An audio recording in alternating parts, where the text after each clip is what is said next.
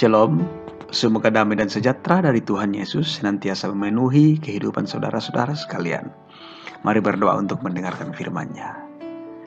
Ya Tuhan, kami sadar bahwa kehidupan kami menjadi sungguh-sungguh bernilai, menjadi sungguh indah, karena tertenun dalam tangan kasih dan kuasa Tuhan. Oh Tuhan, di pagi hari ini kami akan membaca firman-Mu. Biarlah melalui firman-Mu kami semakin disadarkan bahwa betapa berartinya, betapa indahnya kehidupan kami dalam tangan kasih Tuhan. Karena itu tolong kami Roh Kudus, dimampukan memahaminya dan dikuatkan, dituntun melakukannya dalam kehidupan kami. Di dalam nama Tuhan Yesus kami berdoa. Amin. Hakim-Hakim pasal 11 ayat 1-11. Adapun Yeftah, orang Gilead itu adalah seorang pahlawan yang gagah perkasa, tetapi ia anak seorang perempuan sundal. Ayah Yeftah ialah Gilead. Juga istri Gilead melahirkan anak-anak lelaki baginya. Setelah besar anak-anak istri ini, maka mereka mengusir Yeftah. Katanya kepadanya, "Engkau tidak mendapat milik pusaka dalam keluarga kami, sebab engkau anak dari perempuan lain." Maka larilah Yeftah dari saudara-saudaranya itu dan diam di tanah Tob. Di sana berkumpullah kepadanya petualang-petualang yang pergi merampok bersama-sama dengan dia. Beberapa waktu kemudian, Bani Amun berperang melawan orang Israel. Dan ketika Bani Amun itu berperang melawan orang Israel, pergilah para tua-tua Gilead menjemput Yeftah dari tanah Tob. Kata mereka kepada Yeftah, "Mari, jadilah panglima kami, dan biarlah kita berperang melawan Bani Amun." Tetapi kata Yeftah kepada para tua-tua Gilead itu, "Bukankah kamu sendiri membenci aku dan mengusir aku dari keluargaku? Mengapa kamu datang kepada aku, sebab waktu kamu terdesak?" Kemudian berkatalah para tua-tua Gilead kepada Yeftah, "Memang kami datang kembali sekarang kepadamu. Ikutlah kami dan berperanglah melawan Bani Amun. Maka engkau akan menjadi kepala atas kami, atas seluruh penduduk Gilead." Kata Yeftah kepada para tua-tua Gilead, "Jadi jika kamu membawa aku kembali untuk berperang melawan Bani Amun, dan Tuhan menyerahkan mereka kepadaku, maka akulah yang akan menjadi kepala atas kamu." Lalu kata para tua-tua Gilead kepada Yeftah, "Demi Tuhan yang mendengarkannya sebagai saksi antara kita, kami akan berbuat seperti katamu itu." Maka Yeftah itu dengan para tua-tua Gilead, lalu bangsa itu mengangkat dia menjadi kepala dan panglima mereka. Tetapi Yeftah membawa seluruh perkaranya itu ke hadapan Tuhan di Mizpah. Demikian firman-Nya. Saudara-saudara, renungan pagi edisi 20 Juli 2020. Menjadi indah di tangan Tuhan.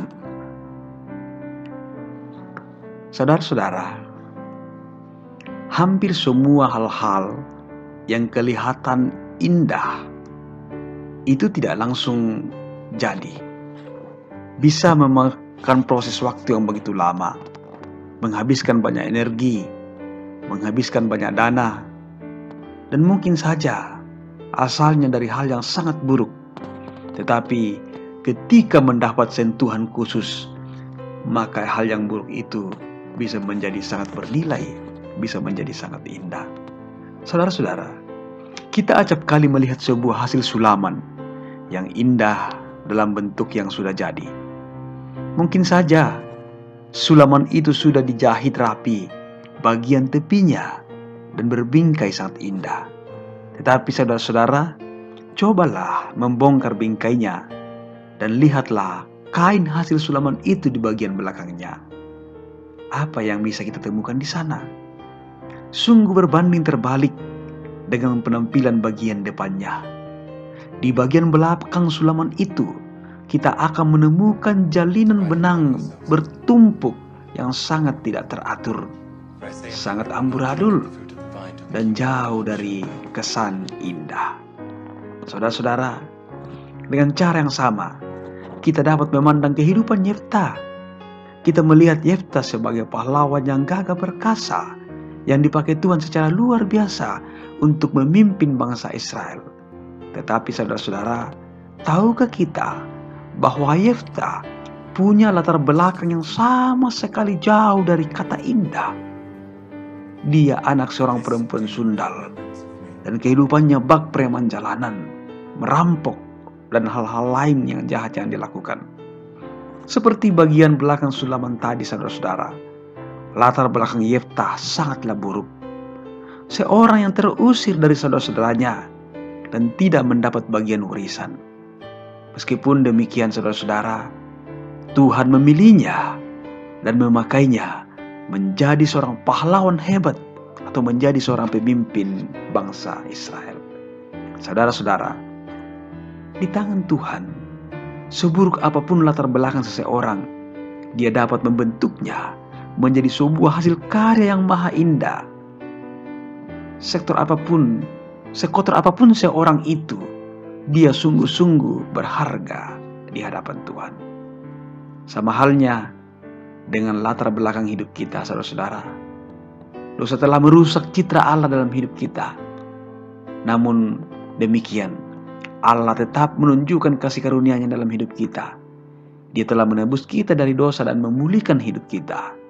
Tidak berhenti sampai di situ. Dia mendandani hidup kita dengan kasih-Nya, sehingga kita siap dipakai untuk kemuliaan nama-Nya. Saudara-saudara, hidup kita yang rusak pun dapat berubah menjadi sangat indah jika berada di tangan Tuhan yang Maha Agung. Bersyukurlah kepada-Nya. Haleluya. Amin. Mari kita berdoa. Tuhan, terima kasih untuk firman kehidupan yang kami alami pada pagi hari ini. Seperti Yefta yang dalam hidupnya awalnya buruk, tidak indah, tapi kemudian menjadi berharga, menjadi bernilai, menjadi sungguh-sungguh indah karena Tuhan menenunnya dalam kasih-Mu. Oh Tuhan, biarlah Engkau juga membentuk kami Tuhan, sehingga hidup kami menjadi sebuah kehidupan yang tertenun dalam kasih Tuhan, dan akan menjadi sebuah kehidupan yang indah, yang bisa dirasakan oleh orang-orang yang ada di sekitar kami. Tuhan, pimpin kehidupan kami. Di dalam nama Tuhan Yesus kami berdoa. Amin.